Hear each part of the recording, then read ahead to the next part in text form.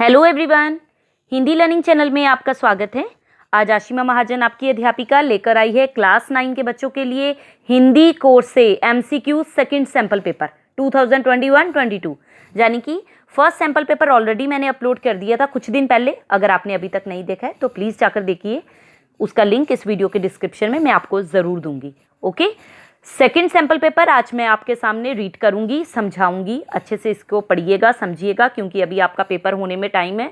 हो सकता है आपका पेपर इसी वीक में हो, तो जब भी आपकी तैयारी हो जाए उसके बाद सैंपल पेपर ज़रूर देख के जाइएगा। क्या पता कोई ना कोई क्वेश्चन अटक जाए। ओके, चलिए फटाफट से शुरू करती हूँ। पहले प्रारूप समझा देती हूँ।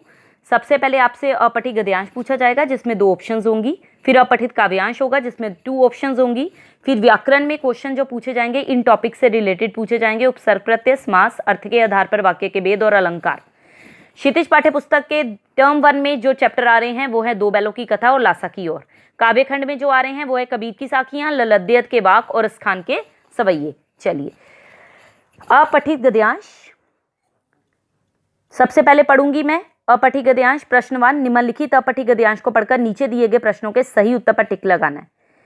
संसार के सभी देशों में शिक्षित व्यक्ति की सबसे पहली पहचान ये होती है कि वह अपनी मातृभाषा में दक्षता से काम कर सकता है। यानी कि अगर शिक्षित व्यक्ति की पहचान आपका शीर्षक हो तो शिक्षित व्यक्ति की पहचान क्या है कि कम से कम उसे अपनी मातृभाषा तो आती हो।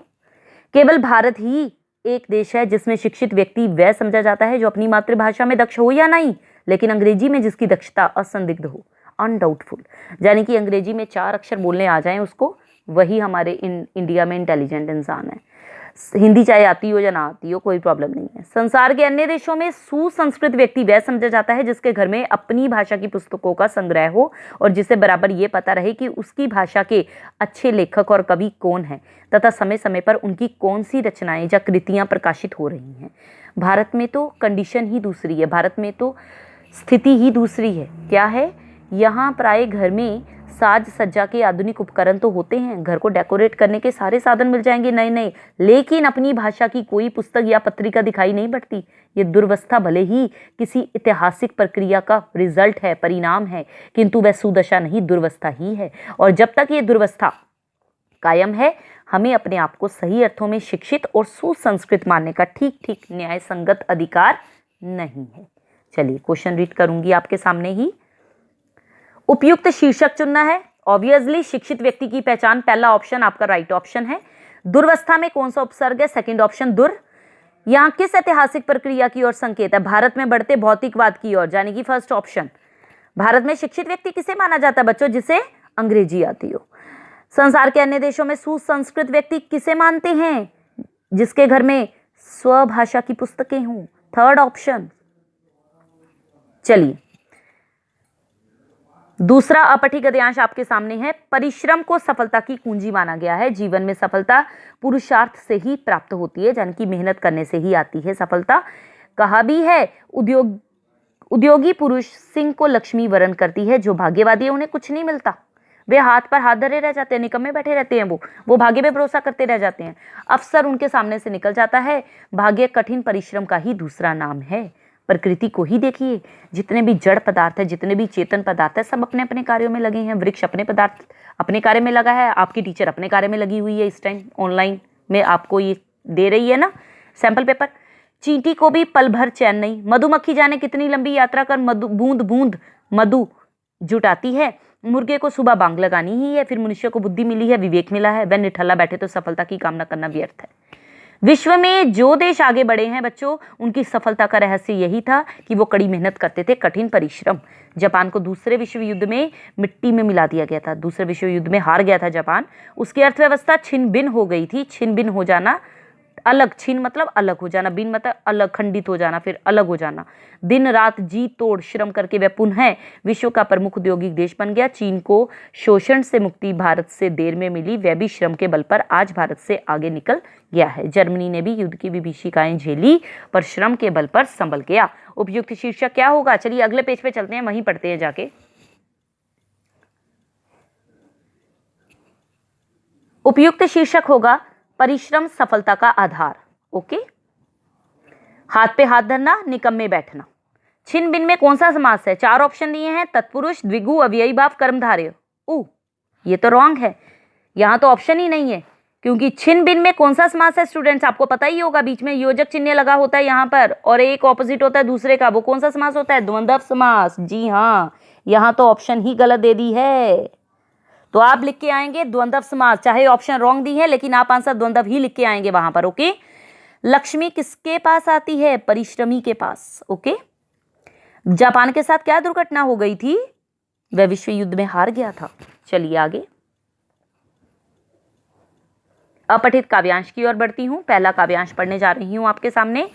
थका हारा सोचता मन उलझती ही जा रही है एक उलझन, अंधेरे में अंधेरे से कब तलक लड़ते रहें, सामने जो दिख रहा है वह सच्चाई भी कहें, भीड़ अंधों की खड़ी खुश रेवड़ी खाती, अंधेरे के इशारों पर नाचती गाती, थका हारा सोचता मन भूखी प्यासी कानाफूसी दे उठी दस्तक, अंधा बंजा झुका दे तम द्वार पर मस्तक, रेवड़ी की बांट में तू रेवड़ी बन जा, तिमिर के दरबार में, तिमिर मतलब अंधकार के दरबार में दरबान सा तन जा, दरबान जो होते हैं।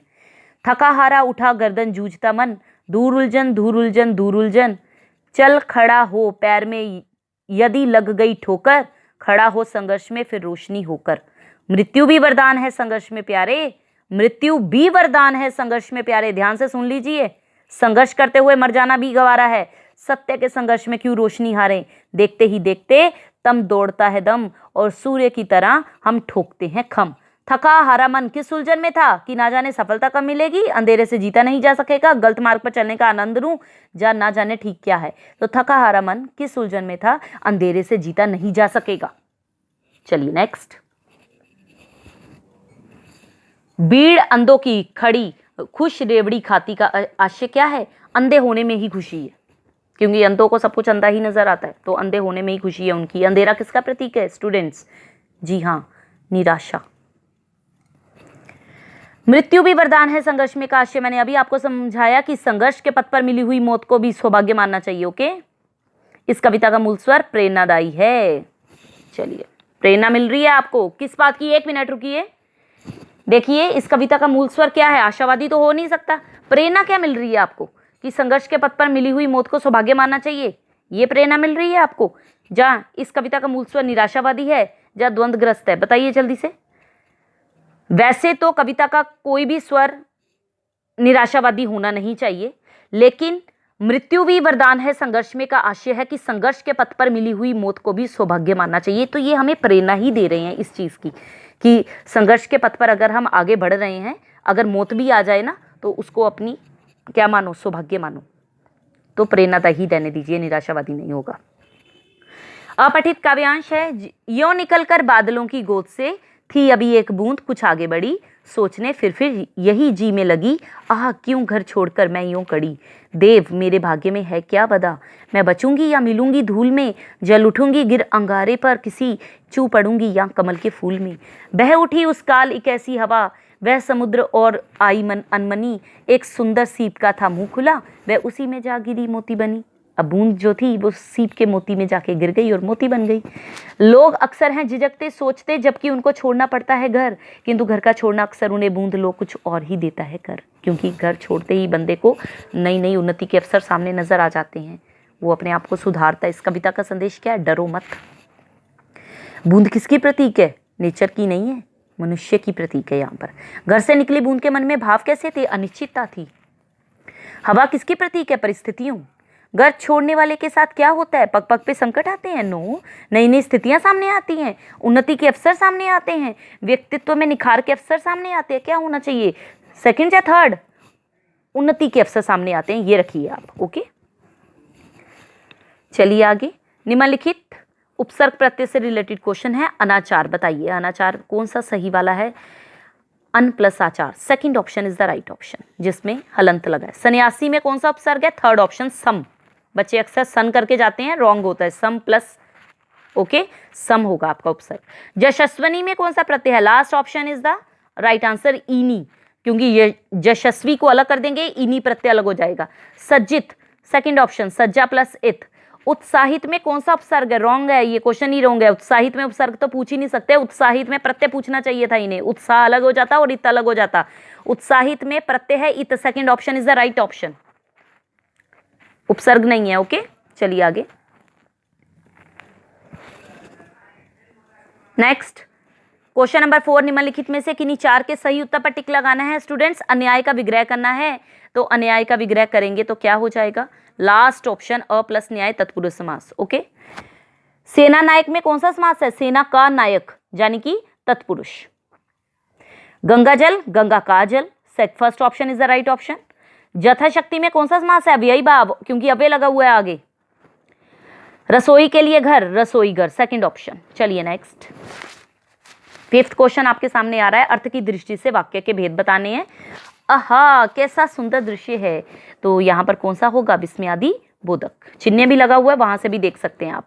शायद ही वह जीत पाए, शायद ही संदेह है अभी इसमें, तो संदेहवाचक हो जाएगा। ओके, यदि वर्षा होती तो पानी भर जाता, संकेत मिल रहा है, संकेतवाचक। क्या गुरुजी आ गए, क्वेश्चन है ये, प्रश्नवाचक हो गया। मैं स्कूल नहीं जाऊंगा, मना कर दिया है, निषेधवाचक। चलिए next question number 6। Question number 6 में आपसे पूछा गया काव्यांश में अलंकार बताना है। नभमंडल छाया मरुस्थल, सा लग गया ना, सा से सी यहां भी लग जाते हैं, उपमा अलंकार होता है। मैया मैं तो चंद खिलौना ले हो, चंद और खिलौना दोनों क्या हो गए, चंद्र रूपी खिलौना, है ना, रूपक अलंकार। उषा सुनहले तीर बरसती, जय लक्ष्मी सी उदत हुई, फिर सी लग गया, उपमा अलंकार।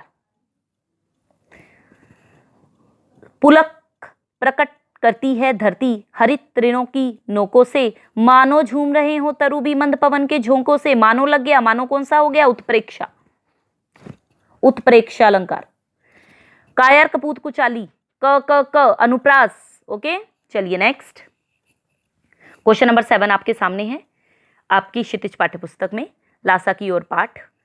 अब हमें सबसे विकट डांडा थोंगला पार करना था। डांडे तिब्बत में सबसे खतरे की जगह, तो डांडे सबसे खतरनाक क्यों है स्टूडेंट्स, 16-17 हजार फीट की ऊंचाई होने के कारण, उनके दोनों तरफ मीलों तक कोई गांव गिराव नहीं होते, तो पहाड़ों की ऊंचाई के कारण is the right option, first option. चलिए, नदियों के मोड़, पहाड़ों के कोनों के कारण बहुत दूर तक आदमी को देखा नहीं जा सकता। डाकुओं के लिए सबसे अच्छी जगह क्यों है ये वाली, डाकुओं के लिए, क्योंकि यहाँ पर क्या है, तिब्बत में गांव में आकर खून हो जाए, खूनी को सजा मिल सकती है, लेकिन निर्जन स्थानों में मरे आदमियों के लिए कोई परवाह नहीं, क्योंकि गवाही नहीं होगा कोई। सरकार खुफिया विभाग पुलिस पर खर्च करती नहीं है, गवाह कोई मिलता नहीं है। डकैत पहले आदमी को मार देते हैं, क्यों मारते हैं डकैत पहले, ताकि अपनी सुरक्षा कर सके, उसके बाद देखते हैं कुछ पैसा है कि नहीं। हथियार का कानून ना रहने के कारण यहाँ लाठी की तरह लोग पिस्तौल बंदूक लिए फिरते हैं। डाकू यदि जान से ना मारे तो खुद से अपने प्राणों का खतरा है। चलिए क्वेश्चन पढ़ती हूँ आपके आगे। डांडे सबसे खतरनाक क्यों है, पहाड़ों की ऊंचाई के कारण। डांडे डाकुओं के लिए सुरक्षित क्यों है, क्योंकि यहां कानून व्यवस्था नहीं है, फर्स्ट ऑप्शन। डाकू लूट से पहले सामने वाले को जान से क्यों मार देते हैं, स्वयं को सुरक्षित करने के लिए। यहां लोग लाठी की जगह पिस्तौल बंदूक आदि क्यों रखते हैं, हथियार कानून ना होने के कारण लोग लाठी की जगह पिस्तौल और बंदूक आदि क्यों रखते हैं, हथियार कानून ना होने के कारण, इसलिए तो सबके हाथ में रहता है। ओके, डांडा थोंगला में हथियारे पकड़े क्यों नहीं जाते स्टूडेंट, गवाही के अभाव में। डांडे डाकुओं के लिए सुरक्षित क्यों नहीं है स्टूडेंट, ऑप्शन पढ़ती हूँ चारों। यहाँ कानून व्यवस्था नहीं है, पुलिस यहाँ आने से डरती है, हथियार रखने पर प्रतिबंध नहीं है, छिपने की जगह है। तो डांडे डाकुओं के लिए सुरक्षित इसलिए है क्योंकि यहाँ पर कानून व्यवस्था ही नहीं है, तो हथियार तो वो रखते ही है। ठीक है, सही है आपका ऑप्शन। और डांडा थोंगला में हथियारे पकड़े क्यों नहीं जाते, गवाही के अभाव में। चलिए, यहां लोग लाठी की जगह पिस्तौल क्यों रखते हैं स्टूडेंट, हथियार कानून ना होने के कारण। दो बैलों की कथा पाठ है, उसमें संदेश क्या मिला है सबको पता है। स्वतंत्रता के लिए सादगी नहीं संघर्ष जरूरी है। छोटी बच्ची ने बैलों की रस्सी क्यों खोली थी, क्योंकि अपनों से बिछड़ने का दर्द वो जानती थी ना, सेकंड ऑप्शन। चलिए नेक्स्ट क्वेश्चन नंबर 9 है आपके सामने। रस्सी कच्चे धागे की खींच रही मैं नाव, यानी कि ललद्यत के बाद कवित्री कच्चे धागे की रस्सी किसे कह रही है, नश्वरता को। ओके, नश्वरता इज द राइट ऑप्शन। नाव का प्रतीकार्थ क्या होगा, जीवन। पानी टपकने का आशय क्या है यहाँ पर, काल का आना, क्योंकि पानी कम होता जा रहा है, सांसें कम होती जा रही हैं, काल आता जा रहा है, काल का आना इज द राइट ऑप्शन। कवित्री के हृदय में हुक क्यों उठ रही है, प्रभु मिलन की चाक के कारण। कवित्री किस घर में जाना चाहती है स्टूडेंट, प्रभु मिलन के।